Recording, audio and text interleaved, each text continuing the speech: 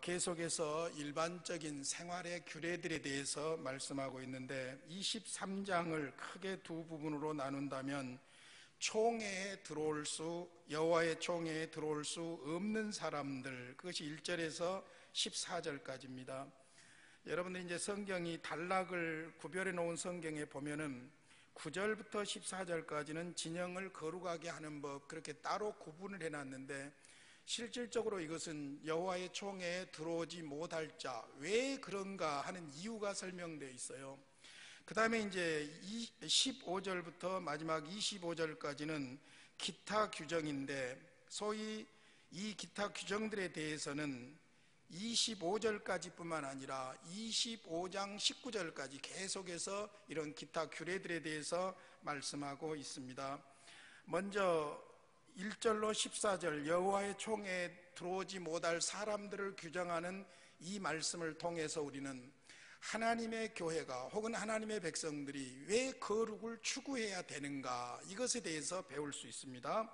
그 다음에 15절부터 25절까지 기타 규정에 대해서는 우리가 살기 좋은 복지사회는 어떤 사회인가 하는 것을 발견할 수 있어요. 그러니까 믿는 하나님의 백성들의 공동체가 목적이 있다면 거룩해야 된다, 거룩을 추구해야 된다.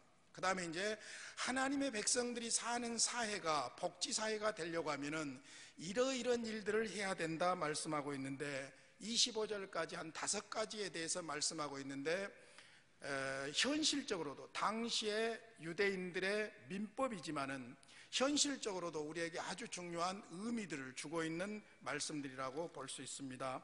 먼저 1절부터 보면은 여호와의 총회에 올 수 없는 자, 제외된 사람들이죠. 여호와의 총회에 대해서 먼저, 여호와의 총회가 무엇일까, 이걸 먼저 생각해 볼 필요가 있습니다.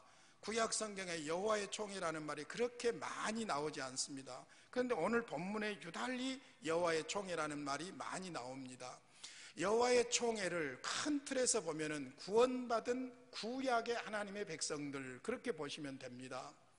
근데 그렇게 넓게만 볼 수 없는 것이, 오늘 본문에 보면은 전쟁, 소위 전쟁에서 승리하기 위함과 구원을 위한 메시지하고 연결되어 있기 때문에 여기에 여호와의 총회는 전쟁에 참여하는 하나님의 백성들, 그렇게 축소시켜서 생각할 수도 있을 것입니다.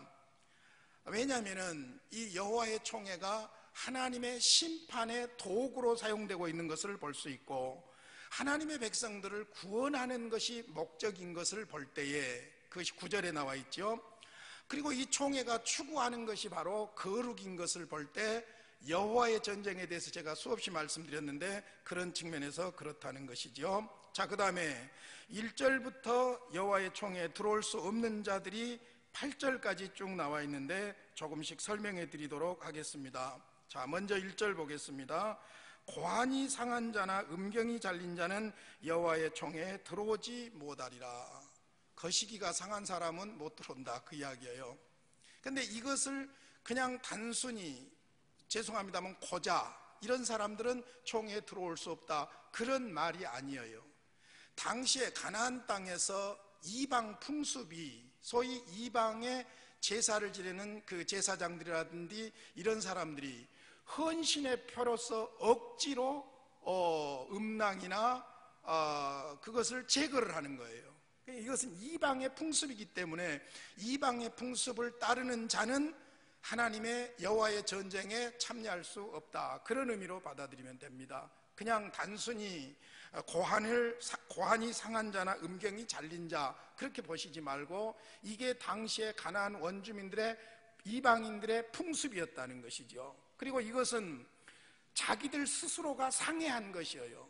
예를 들어서 어떤 사고로라든지 이렇게 된 것이 아니고 자기들 스스로가 종교적인 의식으로 고환이나 음낭을 제거한 것이기 때문에 이런 이방 풍습을 따르는 이방 우상 문화, 이방 신을 섬기는 마인드에 젖어 있는 사람들은 하나님의 총회에 들어올 수가 없다, 그런 이야기로 해석을 하시면 되겠습니다. 그 다음에 이제 2절에 나와 있는 사생자는 여호와의 총회에 들어오지 못하리니 10대에 이르기까지도 여호와의 총회에 들어오지 못하리라.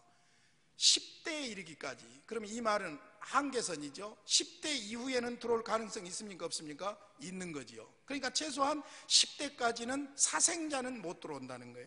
그럼 여기에서 사생자라는 것은 무엇을 말하냐면은 그냥 일반적인 개념으로 보면 기생의 아들 뭐 그런 의미가 있어요. 또 불법적으로 낳은 자식, 합법적인 부부가 아닌 불법적으로 낳은 자식, 그런 개념도 있어요. 그런데 더 중요한 것은 이것도 역시 가나안 원주민의 종교적인 문화가 있었는데 그게 뭐냐, 근친상간이에요. 근친상간. 그렇게 해서 난 것이죠. 그러니까 어찌됐든 합법적이지 않는 남녀 관계로 인해서 생겨난 사람은 사생아라는 거예요. 이런 사생자들은 그 마음속에 한이 있고 문제가 있기 때문에 여호와의 전쟁에 와가지고는 실패의 요인이 될 수가 있는 것이죠. 그러니까 이런 사생자들은 받아들일 수가 없다. 그 다음에 이제 세 번째로, 암몬 사람과 모압 사람은 여호와의 총회에 들어오지 못한다. 암몬과 모압의 조상이 누굽니까? 생각나십니까 혹시? 암몬과 모압의 조상, 노아의 두 딸이 아버지 술 먹여가지고 낳은 자식들이 이 사람들이죠. 근데 그것이 문제가 아니라 이 사람들이 아주 하나님의 백성들에 대해서 부정적인 마인드를 가지고 있는 사람들이에요. 계속 읽어보면 이 모압 사람과 암몬 사람이 하나님의 총회에 들어올 수 없다는 것에 대한 이유가 분명하게 나옵니다. 총회에 들어오지 못하니 그들에게 속한 자는 10대뿐 아니라 영원히 여호와의 총회에 들어오지 못하리라. 그들은 너희가 애굽에서 나올 때 떡과 물로 너희를 길에서 영접하지 아니하고, 출애굽할 때 사건이죠. 또 이미 우리가 민수기에서 보았지만은 메소포타미아의 부돌 사람 부올의 아들 발람에게 뇌물을 주어서 너희를 저주하게 하려 하였으나 내 하나님 여호와께서 너를 사랑하심으로 내 하나님 여호와께서 발람의 말을 듣지 아니하시고 내 하나님 여호와께서 그 저주를 변하여 복이 되게 하셨나니 내 평생에 그들의 평안함과 형통함을 영원히 구하지 말지니라. 구약 성경을 보면은 악착스럽게 하나님의 백성을 해치고 못살게 굴고 괴롭히는 족속들이 있으니 바로 모압 족속과 암몬 족속이에요. 이 사람들은, 이런 마인드를 가진 이 사람들은 하나님의 여호와의 총의 군대로서 헌신할 수가 없다, 그런 말이죠. 그 다음에 7절에 에돔 사람에 대한 이야기입니다. 너는 에돔 사람을 미워하지 말라. 그는 내 형제임이니라. 애굽 사람을 미워하지 말라. 내가 그의 땅에서 객이 되었음이니라. 자, 에돔 사람은 누굽니까? 에돔은 에서의 후손이에요. 에서는 그러니까 지금 야곱의 후손인 이스라엘의 형제간이죠. 형제간. 그런데 이 에돔 족속들도 괴롭힌 적이 많이 있었죠. 그러나 이 에돔 사람들은 미워하지 마라고 그럽니다. 왜냐? 형제이기 때문이다. 그 다음에 애굽 사람을 미워하지 말라. 왜 그러냐면 애굽 사람들이 최소한 400 몇 년 동안 너희들을 보호해 주었고 양육할 수 있는 뿌리가 되었기 때문이다. 그러니까 애굽 사람에 대해서도 미워하지 말라. 너희들이 그 땅에서 나그네가 되었기 때문이다. 그 땅의 혜택을 너희 조상들이 입었기 때문이다, 그 이야기죠. 그래서 그 사람들에 대해서는 언제까지 못 들어오냐면은 3대 후 자손은 여호와의 총에 들어올 수 있느니라. 3대까지는 거절하지만은 그 이후에는 들어올 수 있다. 성경에 보면 이렇게 하나님의 백성들에게 에돔이 미운 짓을 했지만은 형제이기 때문에, 그리고 애굽이 괴롭히지만은 애굽은 그래도 430년 동안 조상들이 나그네로서 거기서 혜택을 입었기 때문에 그들을 미워하지 말라는 것이고, 그들은 이스라엘 백성들의 땅에 와서 살면서 3대가 지나면은 여호와의 총회, 혹은 요즘식으로 말하자면 영주권을 줘서 그들이 여호와의 군대에 전쟁에도 나갈 수 있도록 그렇게 해라, 그런 이야기죠. 생각해보면 일본도 우리하고 그렇게 나쁜 감정 가지고 살 동네가 아닌데, 특별히 우리 백제에서 문화도 주고 참 혜택을 베푼 사람들인데 자꾸만 거짓말하고 역사를 바꿔버리고, 그러니까 괘씸하죠.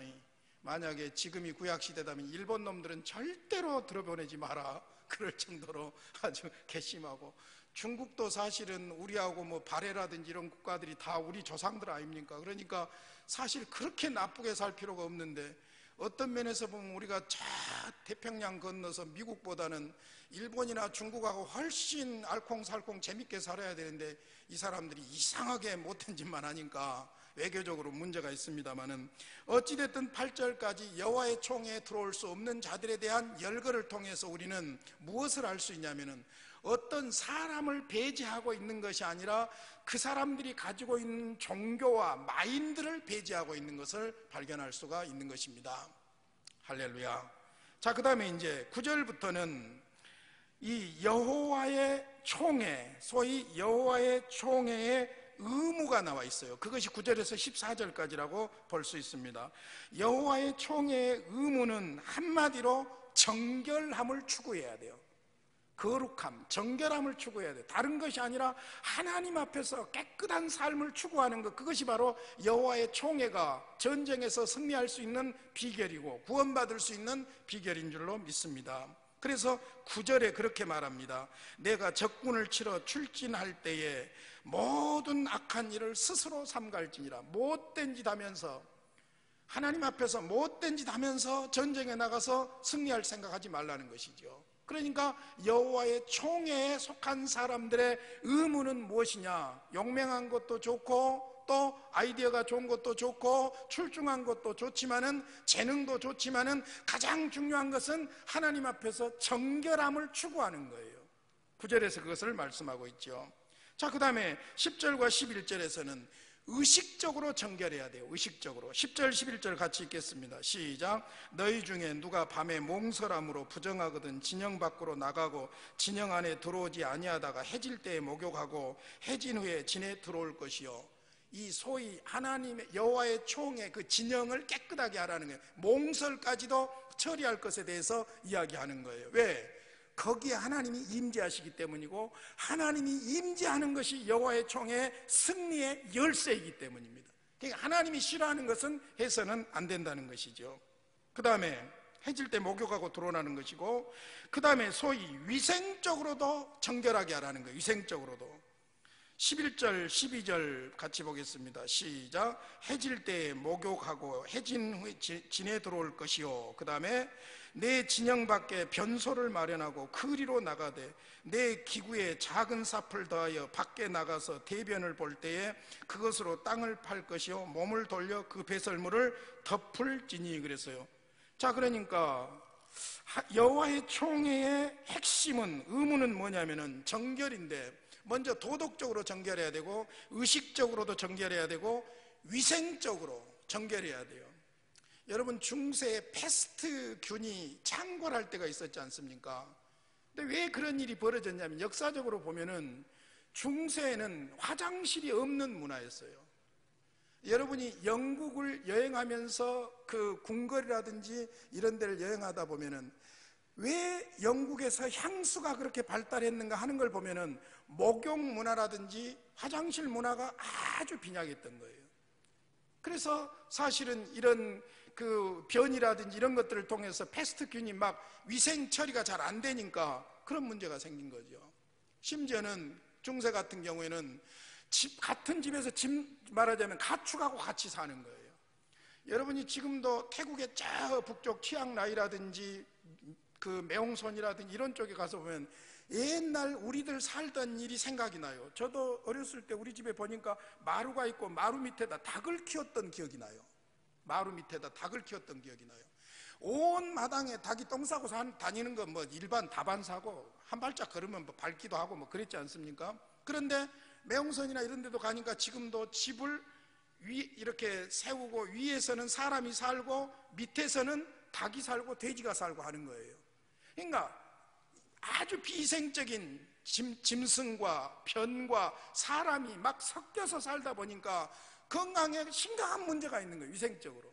중세가 균이 그래서 창궐해가지고 수많은 사람이 죽었던 그런 결과를 가져왔던 것을 볼 수 있습니다. 그런데 놀랍게도 신명기에서는 이때 이미 하나님의 사람들이 도덕적으로나 의식적으로나 또 위생적으로나 정결해야 될 것을 가르치고 있는 거예요.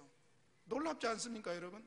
우리는 사실 100여 년 전만 해도 우리 조선 사람들은 문화화된 서양 사람들이 와서 보면 개돼지처럼 살고 있었어요. 개돼지처럼. 이제 물론 뭐 양반 인내들은 그렇지 않았겠지만은 그렇게 사는 사람들이 많지는 않았죠, 사실은. 그런 측면에서 위생적으로도 깨끗하게 해야 된다는 것입니다. 그러면 여호와의 총의 특권이 무엇이냐? 이것 때문이에요. 왜 정결하게 해야 되는가? 왜 여호와의 총에 들어와서는 안 될 사람들을 들어오게 해서는 안 되는가? 그 이유가 있어요. 그건 여호와의 총의 특권 때문이에요. 어떤 특권이냐? 14절 같이 읽겠습니다. 시작. 이는 내 하나님 여호와께서 너를 구원하시고 적군을 내게 넘기시려고 내 진영 중에 행하심이라. 그러므로 내 진영을 거룩히 하라. 그리하면 내게서 불결한 것을 보시지 않으므로 너를 떠나지 아니하리라. 여호와의 총회가 전쟁에서 승리할 수 있는 방법은 무엇이냐? 하나님이 그들 중에 함께 하시는 거예요. 하나님이 그들 중에 함께 하시는 것이, 이것이 특권이기 때문에 이 특권으로 승리하고 구원을 받기 때문에 정결함이 의무가 돼야 된다는 것이죠. 그래서 우리가 세상 사람들과 구별해서 살아야 될 이유가 바로 이런 데 있는 것이지요. 그래서 여호와의 총회, 다른 말은 다 잊어도 이게 중요합니다. 여호와의 총회 가운데 하나님이 임재하십니다. 하나님이 임재하지 않으면 여호와의 총회는 의미가 없습니다. 하나님의 백성들 가운데 하나님의 백성이 하나님의 백성임의 특권은 무엇 때문이냐? 생명의 주님이 그들 가운데 계시기 때문입니다. 계시기 때문에 거룩함을, 정결함을 추구하고 그렇게 살아야 할 줄로 믿습니다. 그래서 어떤 면에서 보면은 1절에서 14절까지의 말씀은 예배에 참석할 수 없는 자, 예배 의식에 참석할 수 없는 자, 그런 의미로도 풀 수가 있는 거예요. 그 구약의 민법의 의미를 살린다면 오늘날에 있어서 하나님의 예배에 참여할 수 없는 자들, 우상 숭배하고 이방 문화에 젖어 있고 그런 사람들은 하나님의 예배에 참여할 수가 없는 것이 당연한 것이죠.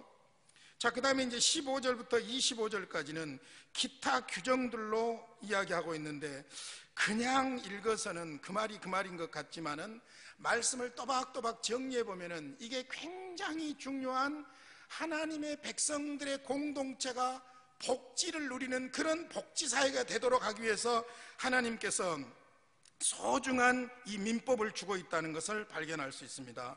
먼저 15절 16절 한번 같이 읽겠습니다. 시작. 종이 그의 주인을 피하여 내게로 도망하거든 너는 그의 주인에게 돌려주지 말고 그가 내 성읍 중에서 원하는 곳을 택하는 대로 너와 함께 내 가운데 거주하게 하고 그를 압제하지 말지니라. 어젯밤에 역적이라는 드라마를 보다가 양반 상놈 없는 세상에 살고 있는 것만으로도 감사하다, 그 생각이 들더라고요. 근데 홍길동이 아버지가 재산 다 뺏기고 아내 죽게 되고 얼마나 억울하니까 보복하는 아주 통쾌한 그런 장면들도 나오는 것을 볼 수 있는데, 여러분, 종과 양반의 그 한계라는 것은 절대적이어서 뛰어넘을 수가 없잖아요. 그런데 여기 본문에서는 지금 무슨 이야기를 하고 있냐면은 인권과 자유를 매우 소중하게 여기고 있는 거예요. 인권과 자유. 여러분, 우리가 살기 좋은 세상이 되려면 무엇보다도 인권이 보장되고 자유가 보장되어야 할 줄로 믿습니다. 그게 왜 중요하냐면 다시 한번 자세히 보세요. 종이 그 주인을 피하여 내게로 도망하거든 너는 그의 주인에게 돌려주지 말고. 이건 엄청난 전쟁거리예요. 전쟁거리. 이건 국가와 국가로 본다면 외교상의 마찰을 빚을 엄청난 사건이에요.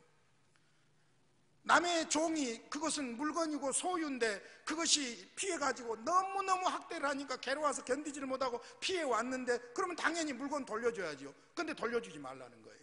그리고 어떻게 하라고 했습니까? 그가 내 성읍 중에서 원하는 곳을 택하는 대로 너와 함께 내 가운데서 거주하게 하고 그를 압제하지 말지니라. 하나님의 백성들은 그래야 된다는 거예요. 여러분, 복지사회는요, 누가 뭐라고 해도 인권과 그 인권이 자유롭게 자유를 누릴 수 있는 그 사회가 복지의 기본인 줄로 믿습니다. 그런 측면에서 우리가 탈북자들에 대한 자세도 좀 바뀌어야 될 필요가 있어요. 그런 측면에서 지난번에도 말씀드렸지만은 트럼프가 좀 회개해야 될 필요가 있는 거예요. 저거들도 다 이민 와가지고 자리 잡고 주인 행세하고 사는데, 사실은 미국에 전에 갔을 때 어떤 분이 굉장히 당찬 이야기를 하더라고요. 여자 권사님인데, 미국에 지금 살고 있는 백인들이 미국의 주인이 아니라는 거예요. 우리가 주인이라는 거예요. 무슨 말씀입니까? 그랬더니 인디안들이 아메리카의 주인 아니냐. 그러면 인디안들하고 우리하고 가깝지 백인들하고 가깝지 않다는 거예요. 그러니까 우리가 주인이라는 거예요. 그런 배포가 있으니까 미국에 성공하고 그렇게 살죠.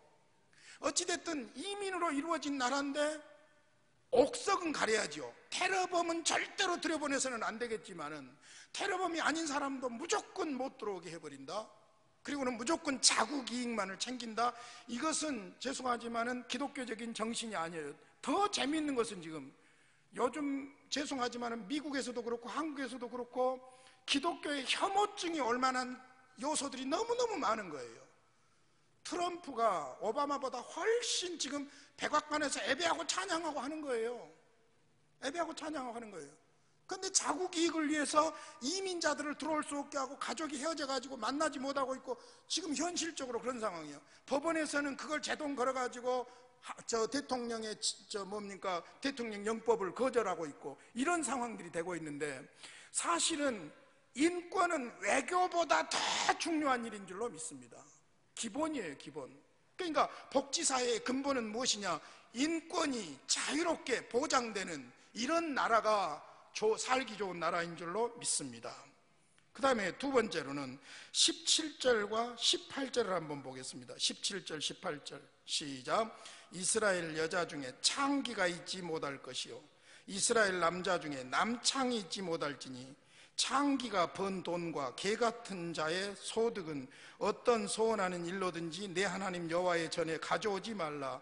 이 둘은 다 내 하나님 여호와께 가증한 것임이니라. 자, 하나님의 백성들 이스라엘 여자 중에는 무엇이 허락되지 않습니까? 창기가 허락되지 않는다. 뿐만 아니라 이스라엘 남자 중에는 무엇이 허락되지 않는다? 남자 창기가 허락되지 않는다. 그러면서 창기가 번 돈, 여기 창기는 원문에도 조나, 매춘을 말해요. 매춘, 여자가 몸을 파는 거예요. 그렇게 해서 번 돈, 그 다음에 개 같은 자의 소득. 개 같은 자의 소득이 뭘까요? 한번 말해보세요, 여러분. 개 같은 자의 소득은 뭘까요? 이거 가지고 하나님 앞에 드리지 마라 그러거든요. 창기가 번 돈, 개같이 번 돈, 개 같은 자의 소득, 개 같은이 아니라 개 같은 자의 소득. 여기에 개 같은 자, 케렙 그 말이에요. 케렙. 이게 찾아보니까 미동이에요. 미동. 아름다울 미, 아이동. 이제 감이 좀 잡히죠. 미동이 뭐예요? 남자 소년 창기예요. 근데 이거는 그때 당시에 특별히 뭐냐면 이게 동성간인데 자기 몸을 돈 받고 주는 남자예요. 남자 소년이에요. 이걸 우리가 한문으로 미동이라고 그러는데 여기 원문에는 케렙이라고 그랬어요. 그러니 차라리 미동이라고 해버렸으면 알아들을 것인데, 개 같은 자의 소득은 그러니까 어떤 개 같은 자식인지 알 수가 있어야지. 근데 어찌됐든 간에 여자 창기가 됐든 남창이 됐든 이거 용납하지 말라는 거예요. 이건 굉장히 중요한 부분입니다. 왜냐하면은 그 사회가 복은 정신적으로 육체적으로 복은 위생적으로 건강한 사회가 되어야 할 줄로 믿습니다. 그러니까 이런 것을 허락해서는 안 된다는 것이죠. 그러니까 몸을 팔아가지고 먹고 산다든지, 몸을 팔아가지고 하나님 앞에 헌금을 한다든지, 이걸 받아들이는 사회가 되면 하나님의 여호와의 종의 모습이 아니라는 거예요. 그러니까 소위 위생상 혹은 정신적으로 육체적으로 건강을 위해서도 합법적이고 건강한 성생활을 해야 된다는 거예요. 건강한 성생활을 부정하고 있는 것은 절대로 아닙니다. 성경은 부정한 성생활에 대해서 성경은 강력하게 제재하고 있는 거예요. 여러분, 합법적이고 건강한 성생활은 장려돼야 될 부분이에요. 하나님이 주신 축복이에요. 그러나 이것이 불법하고 악하게 악용되는 성생활은 결국 본인을 망가뜨리고 가정을 망가뜨리고 그 공동체, 사회를 망가뜨리는 거예요. 그러니까 우리가 추구하는 살기 좋은 복지사회가 되려고 하면은 가정이 남자와 여자가 위생적으로 건강하고 정신적으로 건강하고 그런 사람들이 사는 사회여야 복지사회인 줄로 믿습니다. 나는 반듯하게 잘 살지만 내 주변에 이상한 사람들이 많아버리면 여러분 복지사회가 될 수가 없는 거예요. 그 다음에 이제 세 번째로는 몇 절입니까? 19절과 20절을 한번 보겠습니다. 19절 20절 시작. 내가 형제에게 구워주거든 이자를 받지 말지니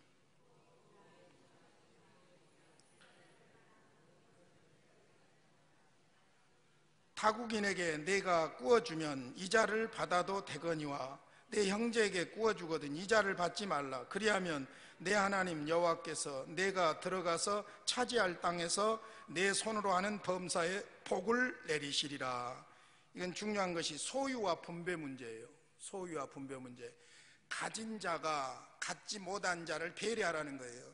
돈이 있는 자가 돈을 빌려주고 고리대금 하지 말라는 거예요. 고리대금, 높은 이자로 돈 받지 말아라. 그러니까 특별히 자기 동족에게는 절대로 고리대금 하지 말라는 거예요. 자기 동족에게는. 그러나 여기서 또 예외가 있죠. 뭡니까? 타국인에게 내가 구워주면 이자를 받아도 된다. 그러니까 동족에게는 높은 이자를 받아가지고 경제적으로 불균형, 소위 금수저, 흑수저가 너무 심하게 되면 그 사회는 행복한 사회가 아니라는 것이죠. 그래서 사실은 빈부의 격차가 심해지는 이유는 가진 사람은 계속, 여러분 보세요. 재밌는 것이 지금 앞으로 미국의 달러 가치가 높아지면 우리 원화는 계속 떨어질 수밖에 없고, 원화가 떨어지면 원화 가치가 떨어지니까 달러를 따라서 돈이 전부 외국으로 빠져나가게 돼요. 그러죠? 빠져나가게 돼요. 그러면 빠져나가지 못하게 하려고 자꾸 우리나라에서 이자를 올려야 되는데 지금 이자를 올렸다가는 난리가 나게 생겼잖아요. 왜냐하면은 빚내주면서 아파트 사시오, 산 것이 좋습니다 해놓고는 빚내가지고 대출 받아서 아파트 샀더니 이제는 이자가 올라가 버리면은 깡통 아파트 가지고 대성 통곡할 사람들이 지금 전국에 뻔해버려요. 앞으로 여러분 아파트가 뭐 엄청나게 문제가 올 것으로 지금 전부가 다 내다보고 있잖아요. 그러니까 이런 것들이 전부 가진 사람들이 나누는 정신을 가져야 되는데 그렇지 못하니까 이런 문제가 생긴 거죠. 여러분 보세요.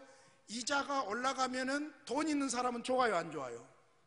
돈 있는 사람은 훨씬 좋아요. 누가 죽어납니까? 돈 없는 사람들이 죽어나는 거예요, 결국에는.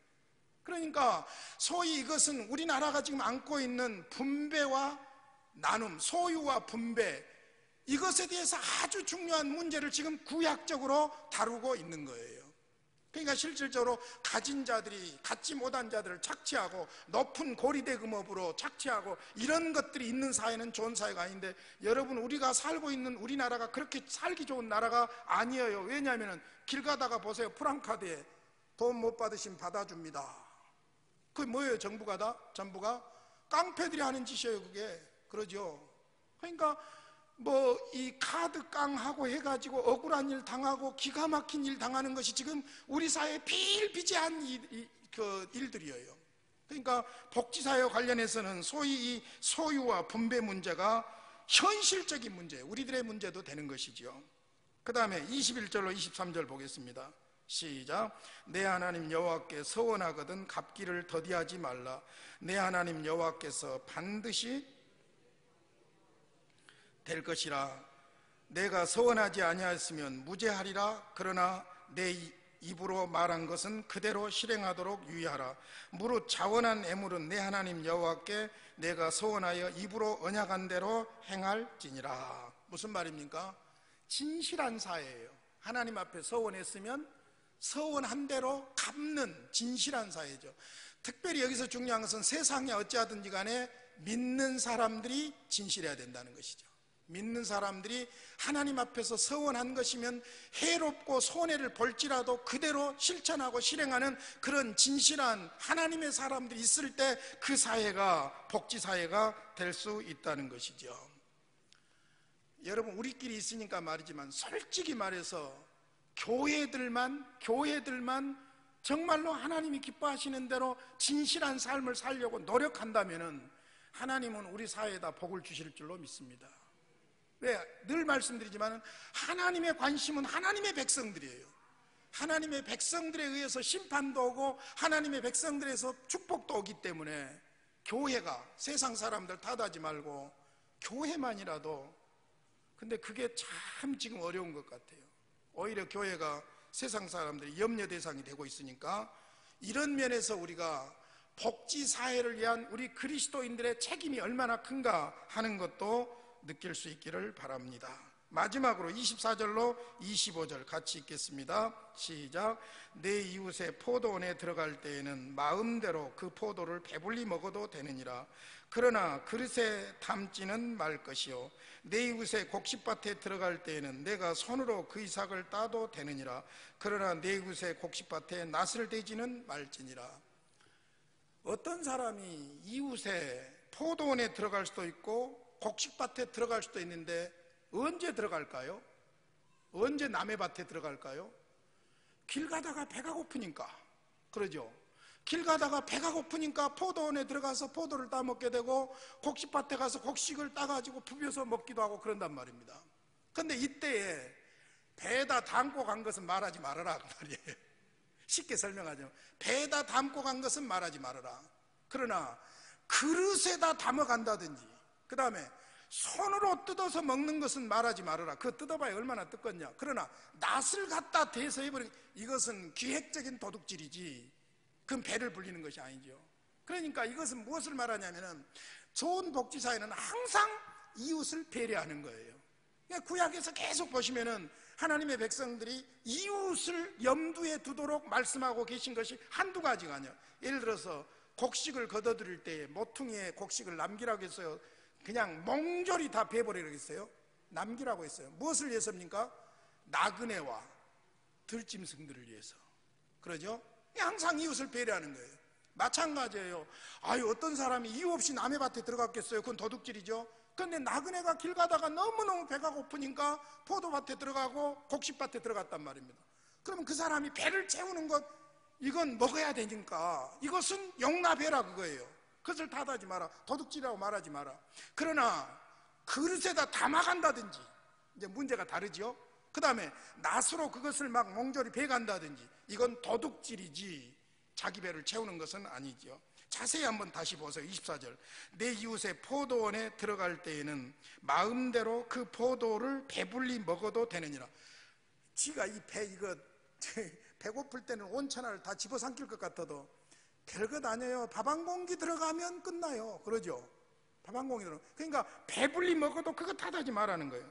그러나 그릇에 담지는 말 것이요. 배에다 채웠으면 됐지 다른 소쿠리 갖고 와서 담아가 버리면 그건 도둑질이라고 말해요. 그 다음에 내 이웃의 곡식밭에 들어갈 때는 내가 손으로 그 이삭을 따도 된다. 손으로는 따도 된다는 거예요. 그러나 내 이웃의 곡식밭에 낫을 대지는 말지니라. 좋은 사회, 복지사회는 어떤 사회냐? 나만 생각하는 것이 아니라 항상 다른 사람을 배려하는 사회예요. 2층에서 아파트가 좀 시끄러워도 아이고 나도 자식들 키울 때는 그렇다 그러고 좀 이해하면 좋은데 올라가서 이제 싸우고 난리라고 싸우고 한 것은 또 괜찮은데 죽이고 난리가 나고 또 아래층에서 얼마나 시끄럽겠냐 하고 또 배려하고 좀 고치려고 하고 그렇게 하면 좋을 텐데 해도 너무하고 새벽에도 하고 낮에도 해보니까 성질이 난 거죠. 그러니까 어찌됐든 우리가 서로를 배려하는 거예요. 우리 지금 문화가 아파트 문화가 되면서 사실은 아파트에 살 자격이 없는 사람들이 많더라고.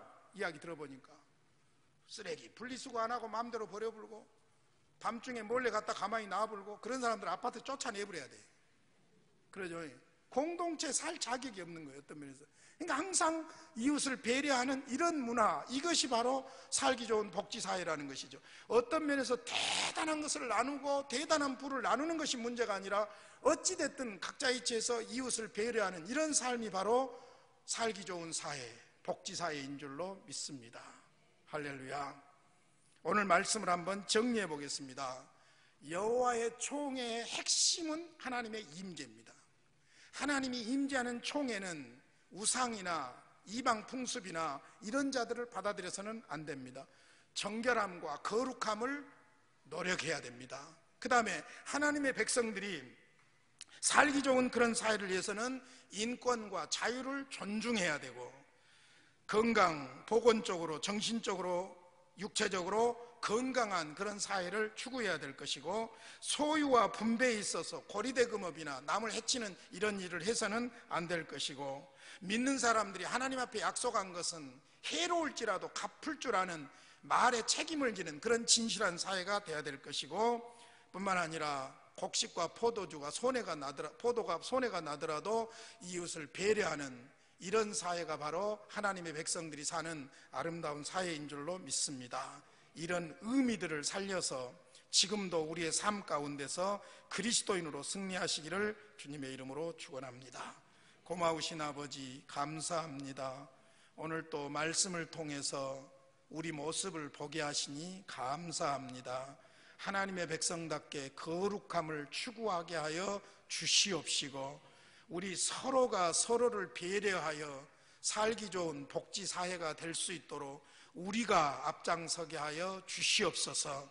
생각과 마음을 고쳐주시고 우리의 삶의 태도에 고쳐야 될 것들을 작은 것부터 고쳐나갈 수 있도록 은혜를 베풀어 주시옵소서. 아버지 하나님, 간절히 기도합니다. 우리 목포 세안교회 사랑하는 성도님들 가정을 붙잡아 주시옵소서. 은혜로 덧입혀 주시옵소서. 모든 일에 믿음으로 승리하게 하여 주시옵소서. 예수님의 이름으로 기도하옵나이다. 아멘.